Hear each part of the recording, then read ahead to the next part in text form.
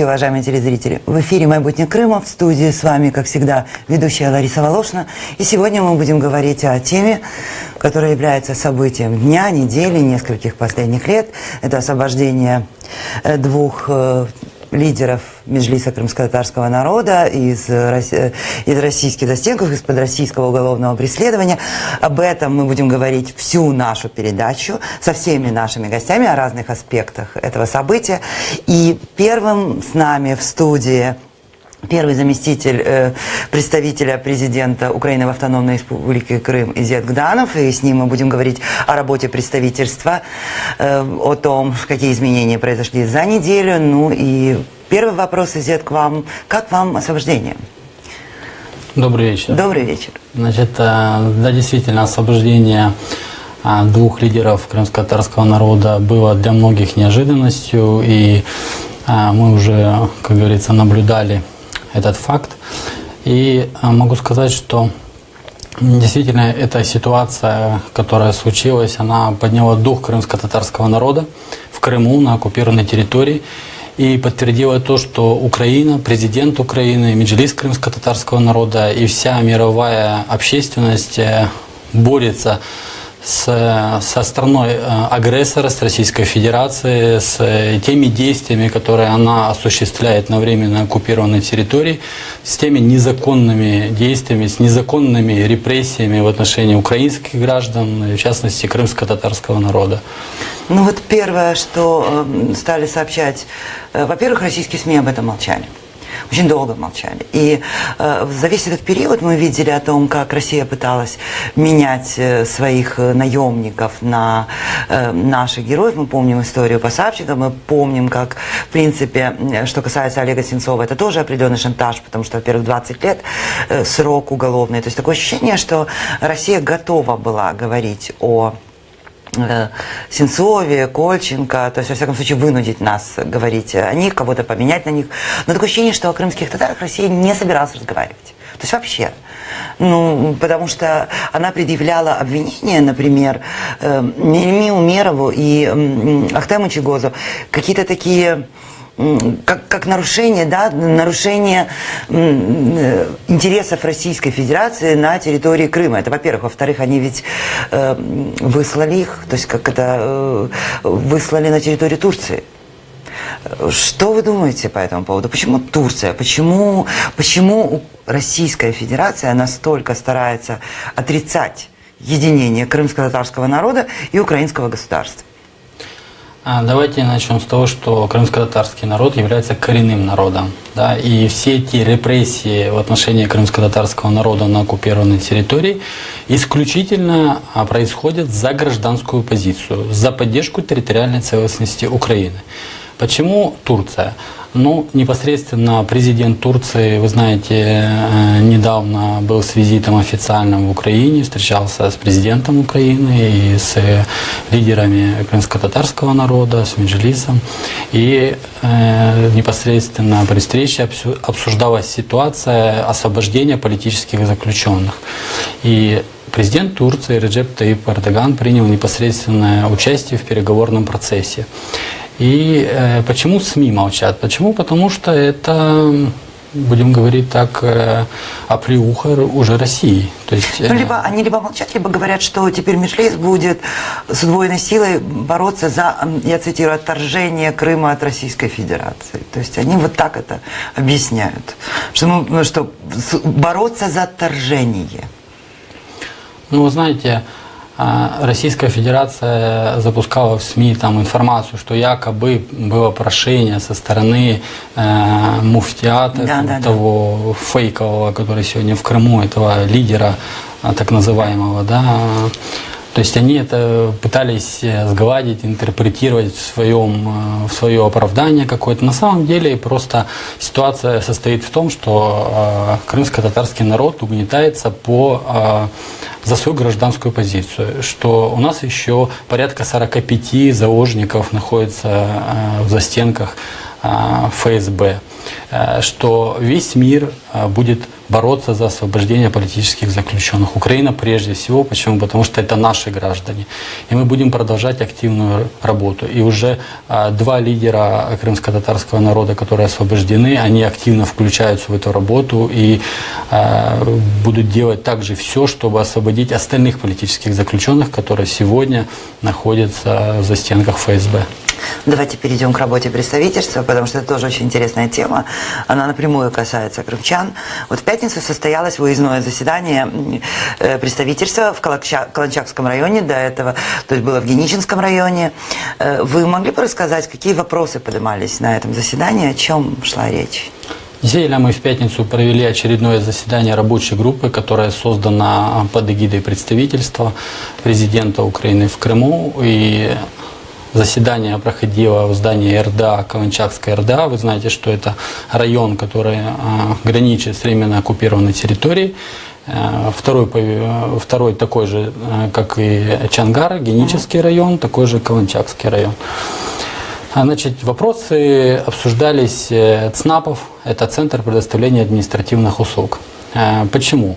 Мы выступили с инициативой, чтобы территориальные громады на своих территориях открыли рабочие места, Центр предоставления услуг, для того, чтобы наши граждане из Крыма могли получить услугу, которая заключается в клейке фотографий, получение паспорта для выезда за границу, оформление иных документов, которые относятся к миграционной службе, к территориальному подразделению Минюста и так далее.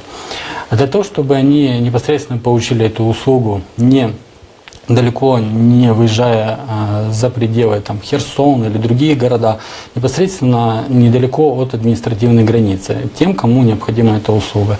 И вы знаете, что 22 подразделения миграционной службы на территории Херсонской области, они фактически рассчитаны на жителей Херсона и Херсонской области. То есть они несут дополнительную нагрузку за территорию оккупированную. То есть там наши граждане более чем 2 миллиона. И они периодически будут выезжать для оформления документов. Почему? Потому что этот процесс, он непрерывен, и нельзя сказать, что он закончится. Это будет всегда. Рождаются дети, истекает срок паспорта, необходимо вклеить фотографию на 25 лет и на 45 лет. То есть эта необходимость будет постоянная. Поэтому мы выступили с инициативой создания дополнительных рабочих мест в административных зданиях, так называемые ЦНАПы, Центр предоставления услуг, вблиз границ. На это есть соответствующее финансирование. Это финансирование, опять-таки, за услугу, это платная услуга, административная услуга, и средства уходят в бюджет территориальной громады. И территориальная громада с этого бюджета может создать дополнительное рабочее место. Но вообще она обязана, потому что количество людей увеличилось, и если для жителей Херсона вопрос стать в очередь, прийти в очередь за документами, можно подождать неделю, то есть, если у тебя есть номерок, то для крымчан это проблема, им надо постоянно выезжать. Поэтому, в принципе, Скажите, пожалуйста, а вот эти центры, они будут обслуживать только крымчан, или речь идет о дополнительных местах, о дополнительных рабочих местах в силу того, что увеличилась нагрузка?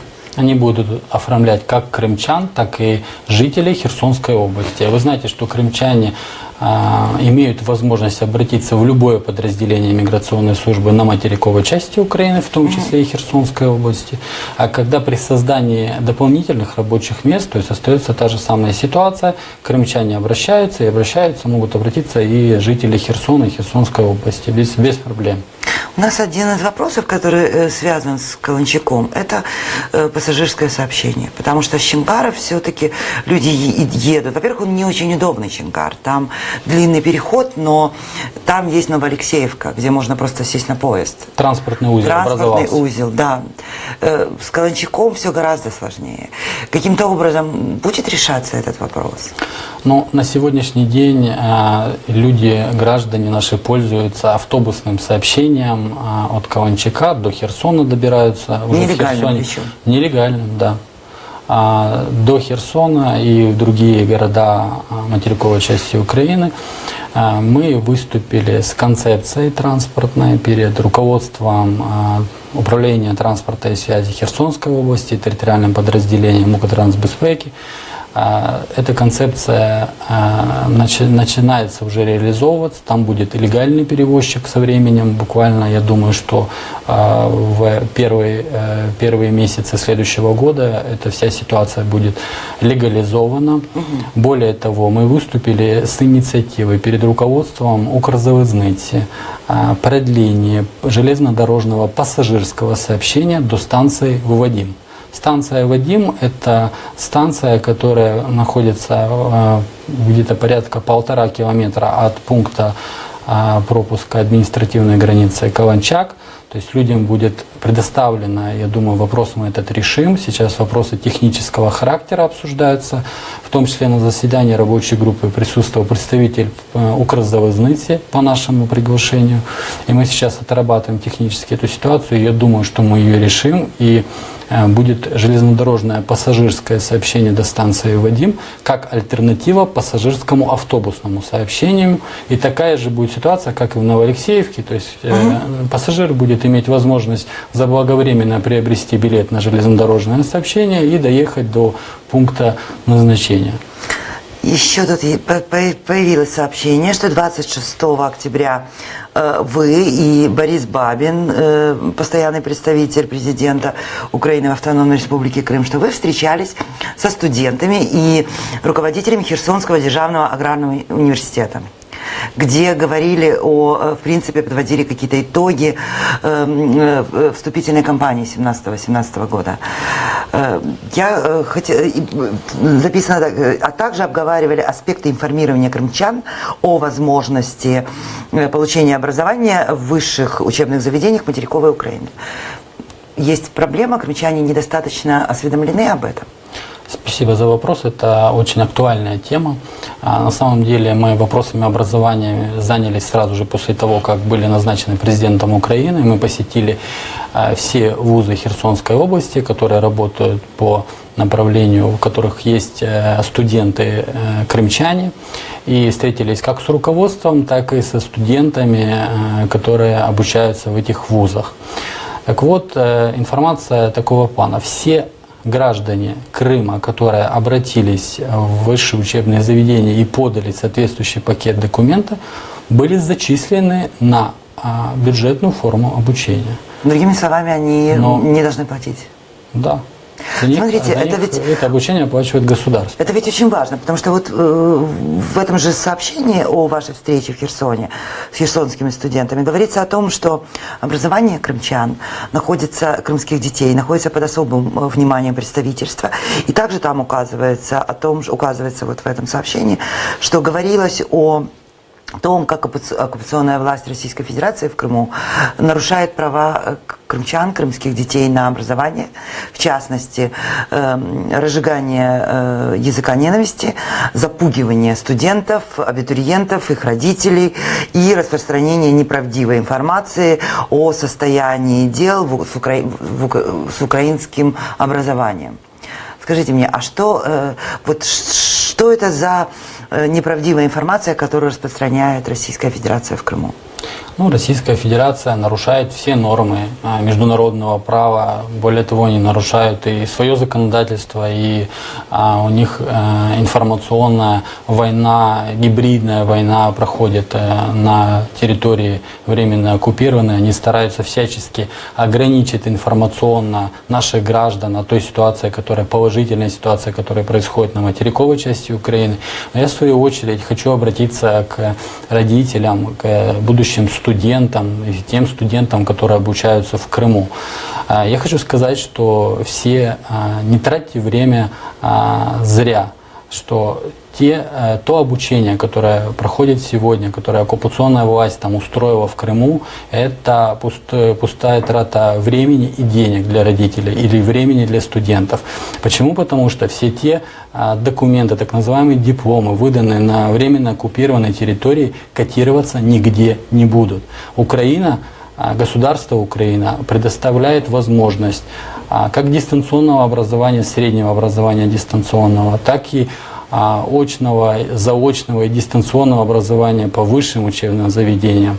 И мы будем доводить очень активно с помощью вас в том числе, доводить до наших граждан, которые в Крыму, до их родителей, до студентов, до абитуриентов, что они могут и должны приехать на материковую часть Украины, подать документы и поступить в высшие учебные заведения и получить нормальные дипломы, которые будут котироваться во всем мире. Смотрите, это ведь очень важная вещь, о которой вы говорите, это преступление.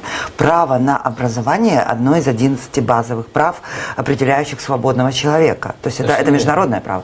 И если Россия, рассказывая о том, что украинское образование плохое, что сюда незачем ехать учиться, что вы не поступите, это дорого. Но если она врет, она фактически лишает, а вместо этого заманивает крымских детей вот в эти поддельные университеты, и дает им поддельные дипломы за деньги, между прочим. Это ведь фактически нарушение прав. У людей воруют будущее. Да. Я просто, мне вот интересно понять, почему крымские дети остаются там учиться. И вы анализировали, какова причина, что они выбирают все-таки крымские вузы, а не украинские? Я в начале темы сказал, что подчеркиваю еще раз, что все дети, все те абитуриенты, которые обратились в этом году, я говорю сейчас в пределах Херсонской области, да, там у нас четкая аналитика, обратились в высшие учебные заведения, они все поступили, никому не отказано, все поступили на бюджетную форму обучения. Кому было необходимо, тому предоставили общежитие. То есть Украина сделала все для того, чтобы обеспечить доступ к образовательному процессу для своих граждан. Естественно, они оккупанты проводят информационную политику, что здесь какие-то проблемы, что здесь не поступать, такого нет. То есть все вузы, все руководители высших учебных заведений с трепетом относятся к студентам, понимая ту ситуацию, в которой наши граждане в Крыму оказались. И я вот сейчас обращаюсь для того, чтобы сейчас родители вместе со своими детьми думают, куда поступать по окончанию средних учебных заведений для получения высшего, куда поступать. Так вот, пользуясь случаем, я еще раз хочу подчеркнуть, что материковая часть Украины, все вузы доступны и примут при желании, при наличии документов, они могут обратиться и поступить, и более того, получить место в общежитии. Это очень важно. Естественно, Российская Федерация нарушает все эти нормы международного права, в том числе и с призывом незаконным. Это тоже такое же нарушение. То есть незаконно призывают на оккупированной территории в ряды фейковых вот этих вот образований военных. То есть, и плюс вывозят за пределы. И вывозят за пределы автономии. То есть этих нарушений на самом деле масса, за которые руководство Российской Федерации, все те, кто был причастны к этим процессам, в обязательном порядке понесут наказание. Придет время. Смотрите, вот это очень важно, то, что вы сказали, потому что, да, безусловно, Российская Федерация нарушает права. Это правда. Но что касается образования, здесь при том, что происходит все-таки массовое нарушение прав, это правда, потому что фейковые институты – это не институты. Но человек все-таки должен сам понимать, что он должен подумать и избегать все-таки попадания в подобные ловушки. Я хочу перейти еще к такому вопросу. У нас очень много вопросов от крымчан, касается как раз крымской недвижимости, потому что есть одно из заблуждений, то есть вот одно из сообщений. Крымскую недвижимость можно оформить только на территории Крыма, продав ее только вот по российским законам. Украина не оформляет подобные документы. Вопросов об этом очень много. Как оформить сделку купли-продажи крымской недвижимости? Можно ли это сделать на территории материковой Украины? Так вот, в соответствии с действующим законодательством Украины, сделки с недвижимостью на сегодняшний день проводят нотариусы, которые зарегистрированы соответствующим образом, должным образом на территории материковой части Украины. То есть провести сделку может? Тогда, когда граждане наши из Крыма обратятся с пакетом документов, это настолько индивидуально, и здесь нотариусы рассматривают, сверяют с базами данных. Почему? Потому что там возможны различные махинации. Вы понимаете, что территория нами, как государством, не контролируется на сегодняшний день, да, и возможно какие-то махинации в этом направлении. Здесь индивидуальный подход, и нотариус, проверя весь пакет документов, сверясь с базами, будет принимать решение, возможно ли оформление. Теоретически ограничений нет.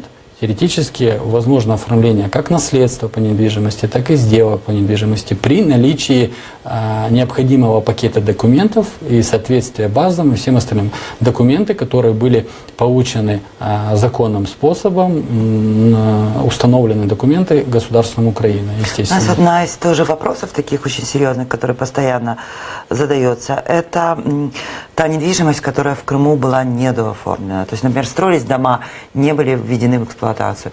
Были земельные участки, они не были дооформлены документы. То есть мы понимаем, что в Крыму таких вещей было очень много, и сегодня оккупанты просто изымают это.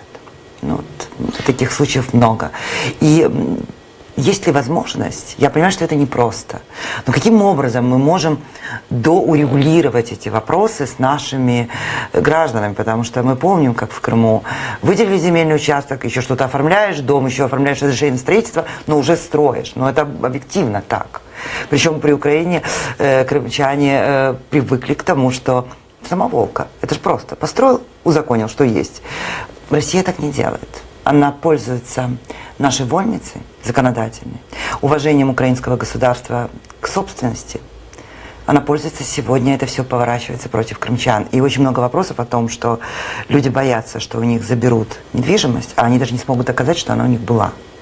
Это опять-таки из того большого перечня нарушений со стороны оккупанта. Да, я бы хотел еще здесь добавить к вашим словам изменение демографической ситуации, что очень важно, когда у нас отрицательный прирост населения на территории Автономной Республики Крым мы наблюдаем, то есть смертность превышает рождаемость, при этом количество людей на временно оккупированной территории растет за счет того, что Российская Федерация завозит с континентальной части России граждан России на территорию Украины, тем самым вытесняя параллельно крымско-татарский народ, этнических украинцев с оккупированной территории. Что касается этой недвижимости, я хотела сейчас, секунду, у нас есть включение с Меджлиса прямо сейчас. Я хотела бы дать слово нашему корреспонденту, а потом это конгресс, который сейчас проходит крымских татар, а потом мы вернемся обязательно и договорим. Алло, здравствуйте, вы слышите нас?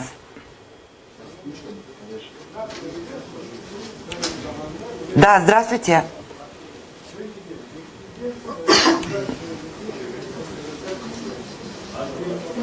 Алло. Да, мы слушаем вас. Расскажите, пожалуйста, что сейчас происходит в Меджлісі?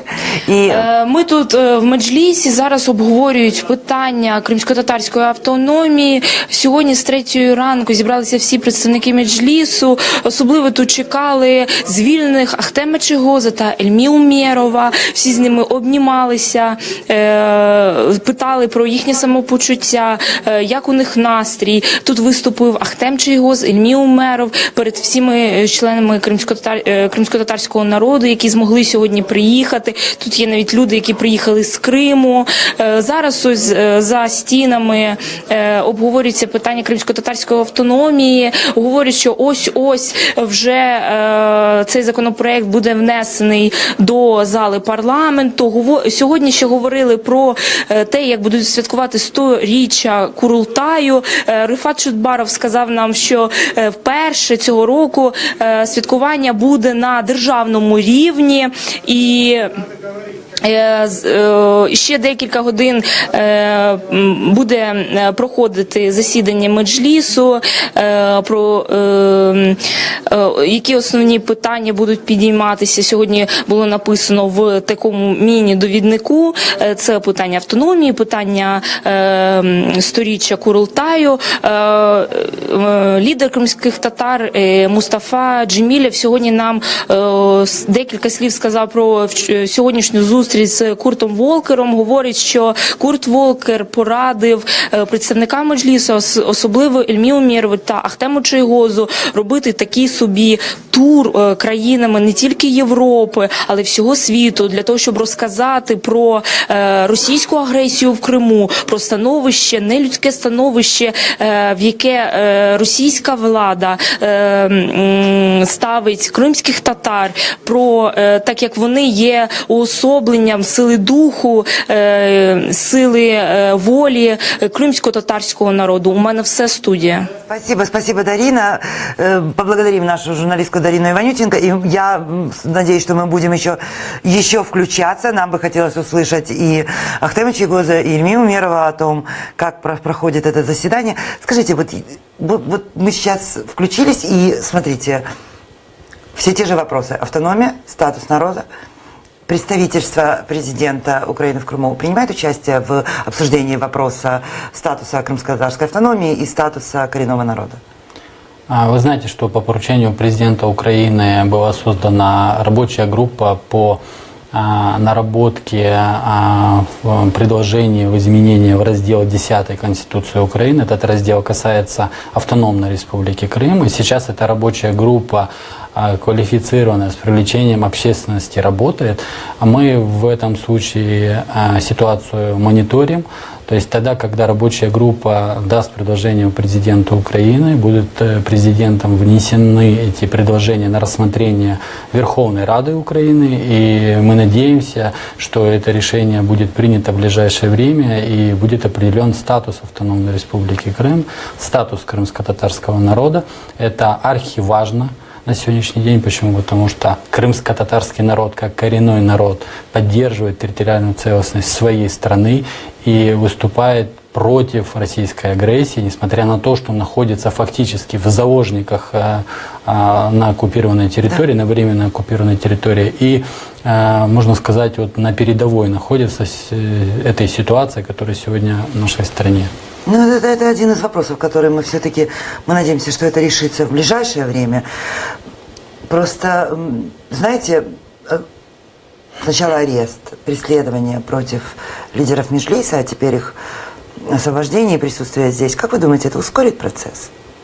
Безусловно, то, что два лидера крымско-татарского народа сегодня включились в активную фазу работы по борьбе за территориальную целостность всей Украины, это дополнительно, конечно же, ускорит вопрос. Почему? Потому что они будут работать не только внутри страны, но и на международных площадках, фактически рассказывая о тех преступлениях, которые Российская Федерация, о тех репрессиях, которые Российская Федерация проводит в Крыму. Я хотела бы вернуться к нашему вопросу, на котором мы прервались. Это вопрос недвижимости крымской. Потому что недвижимости собственности.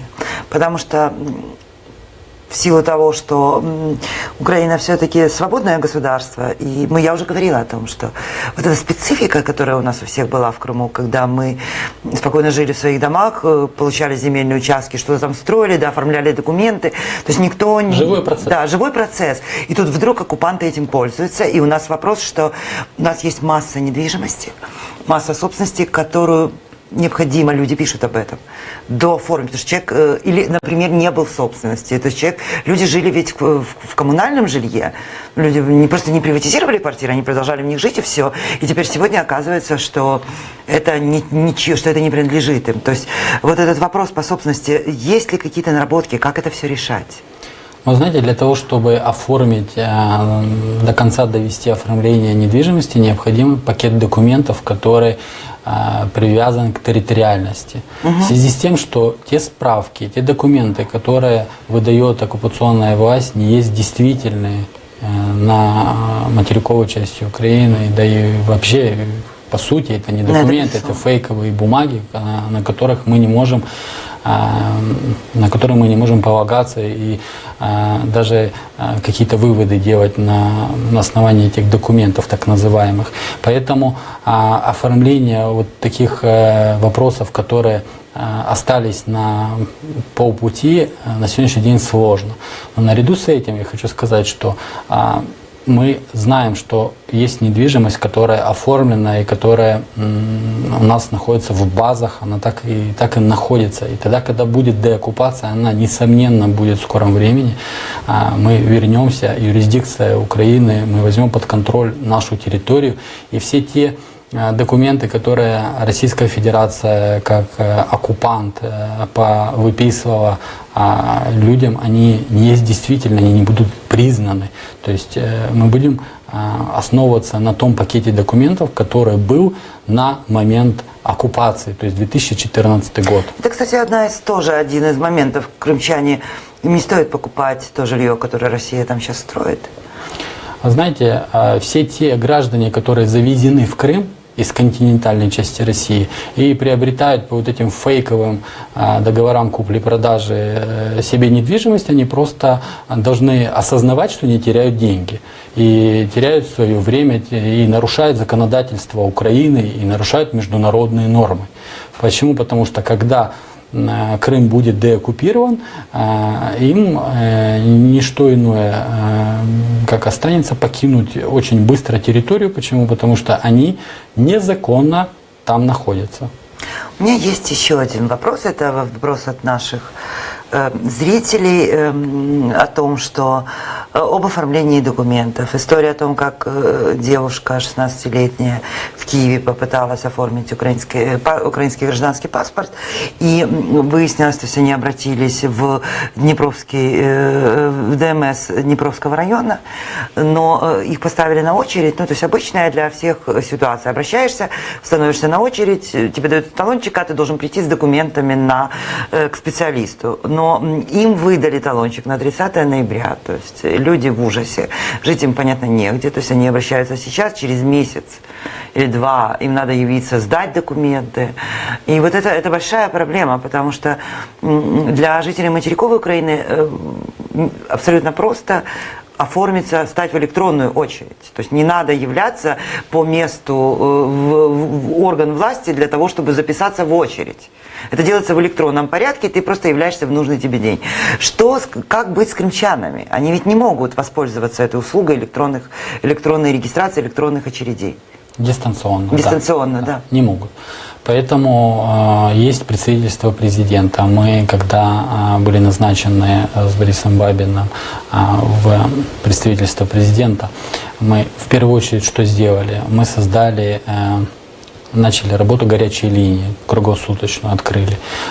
Почему? Потому что вопросы возникают в любое время дня и ночи. На самом деле аннексия не была предусмотрена законодательством Украины. Вопросы настолько разнообразные и действительно такие проблемные, когда люди оказываются в ситуации, когда орган государственной власти, пользуясь своими узкими полномочиями, не может решить эту проблему. Мы можем повлиять на ситуацию, о которой вы говорите. Она у нас неоднократно возникала, и люди обращались, мы ее решали. Действительно, пока человек не сдаст документы для оформления паспорта, не получит анкету, что он сдал эти документы, анкету соответствующего образца с фотографией, пограничный орган, который находится на границе с оккупированной территорией, наш не пропустит обратно. То есть необходима эта анкета.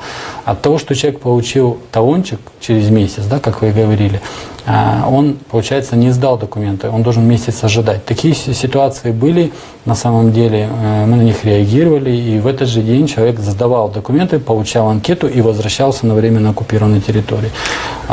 Пожалуйста, представительство президента в рабочее время, наши двери открыты, прием граждан ведется постоянно, горячая линия работает круглосуточно, и в выходные дни в том числе мы реагируем и принимаем решения. Хотел бы добавить, что за 2 месяца нашей работы мы оказали помощь порядка 1000 человек, которые обратились в представительство президента. Порядка 70% от этого количества людей положительно вопрос решен. 30% в стадии решения ввиду того, что процесс требует времени, чисто технически. У меня вопрос, с какими вопросами люди обращаются? Конечно же, миграционного направления. И опять-таки, обращаясь к гражданам, которые находятся на временно оккупированной территории, есть острая необходимость в том, что все документы необходимо приводить в порядок. Детские свидетельства о рождении, которые должны быть установленного государственного образца. Сегодня мы проработали, у нас уже есть механизм реализации, он достаточно сжат, насколько это можно было сжать. Опять-таки документы, паспорта гражданина Украины, которые должны быть тоже в порядке, те, которые уже истекли тех, которых срок истек, необходимо поменять фотографии в клей. То есть весь пакет документов должен быть у наших граждан, полный пакет. То есть это быстро не сделать, но почему мы и говорим, что есть необходимость создания ЦНАПов близ административных границ, чтобы наши граждане не несли такую бремя, нагрузки, очередя, время и все остальное. То есть чтобы они как можно легче, как можно быстрее получили эту административную услугу, и чтобы наши граждане были паспортизированы, документированы и находясь на временно оккупированной территории. Ну, безусловно. Но вот смотрите, в Херсоне это все-таки там больше крымчан туда приезжает, обращается. И представительство может проще решить этот вопрос, ну, потому что там все на месте. Киев, ведь крымчане живут и в других городах, или они каким-то образом приезжают в другие города и обращаются туда, думая, что здесь очереди меньше. А в итоге они сталкиваются с чиновниками, которые просто не представляют себе специфику проблемы. И тоже один из вопросов. Ваше представительство, распространяется ли ваш мониторинг, ваша работа, коммуникация с местными органами власти за пределы Херсонской области? Знаете, после оккупации Автономной Республики Крым юрисдикция представительства президента расширилась на территорию материковой части Украины полностью. Есть указ 2016 президента Украины о взаимодействии с центральными органами власти и так далее. Там очень большой указ, в котором вопросы эти прописаны. Но, как правило, наш гражданин, выезжая на материковую часть Украины за получением административной услуги, обращается в самые ближайшие отделения миграционной службы. Вот за все это время к нам не обратились граждане ВПО или те, которые приехали за административной услугой, с вопросами получения этой услуги в других городах, кроме как Херсонской области. У нас ни одного такого обращения не зафиксировано. Если будут такие обращения, мы будем реагировать. Будь то это Львов, либо Харьков, либо Киев, мы будем разбираться с этой ситуацией, которая сложилась. Но уже как практика показывает, за административной услугой приезжают в Херсонскую область. И вся нагрузка именно паспортизации, будем говорить так, относится к территориальному подразделению миграционной службы Херсонской области. Поэтому нужно усиливать это направление, создавать дополнительные рабочие места. Есть понимание, как с мэром Херсона, я лично разговаривал, то есть он дает возможность в здании мэрии, пожалуйста, дополнительные рабочие места. И я так думаю, что в ближайшее время, а это первый квартал 2018 года, уже будут созданы дополнительные места, дополнительные рабочие места ЦНАПы, так называемые, в административных зданиях. У нас остается буквально пару минут. Я хочу задать вам еще один, уже последний вопрос. Вот каким вы видите, что вам хотелось бы сделать в ближайшее время? Что вы считаете, какое принятие решения, возможно, какие изменения, такие, которые просто уже назрели? Я вам хочу сказать, что необходимо сделать в ближайшее время. Необходимо, начнем с пунктов пропуска. Да, мы их проинспектировали, все пункты пропуска, которые у нас есть с временно оккупированной территории. Они нуждаются в повышении минимальной инфраструктуры, без капитального строительства. Это дополнительное освещение, ремонт дорожного покрытия, навесы. То есть это основная проблематика и по пунктам пропуска. Это первое. Второе. Логистические вопросы. То есть их необходимо направить в законное русло, чтобы, если это автомобильный транспорт, автобусы общего пользования, железнодорожные сообщения, должна быть альтернатива и должны работать в соответствии с действующим законодательством Украины. Я имею в виду транспорт. Почему? Потому что помимо вопросов безопасности, как и пассажиров, вопросы страхования пассажиров, вопросы здесь еще национальной безопасности стоят. Далее. Считаем острой необходимость создания дополнительных рабочих мест по ЦНАПам. То есть необходимы ЦНАПы, которые будут наиболее близкими к административной границе, чтобы людям облегчить паспортизацию и админ-услуги. Это вот перечень тех вопросов, которые вот остро стоит на сегодняшний день, которые требуют изменений. Далее нас уже 10.35, постановление Кабинета любимое. Министров. Я обязательно в следующий раз принять. с вами об этом подробно поговорю, о 10.35, потому что, насколько я помню, мы все хотим урегулировать этот вопрос. У нас практически не осталось времени. Я так понимаю, что вот эти пункты, которые вы сказали, это те задачи, которые вы ставите перед собой на ближайшее время. Решить эти все вопросы. Я хочу еще раз обратиться к крымчанам для того, чтобы они услышали Иззата Гданова, заместителя постоянного представителя Украины в Крыму, о том, что необходимо, обязательно необходимо самим заботиться о документах. Это крайне важно. Оформлять все документы. Необходимо подумать об образовании детей, о настоящем образовании для своих детей. Необходимо, безусловно, при любой проблеме обращаться на горячую линию постоянного представительства президента Украины в Крыму не только для того, чтобы эта проблема решилась. Она, безусловно, решится. Но представительству необходима информация о том, с какими трудностями сталкиваются крымчане, для того, чтобы устранять эти трудности. И самое главное, необходимо держаться. Не переключайтесь, мы вернемся буквально через несколько минут и продолжим нашу беседу с Александром Янковским. Будем говорить о освобождении Ильми Умерова и Ахтема Чийгоза.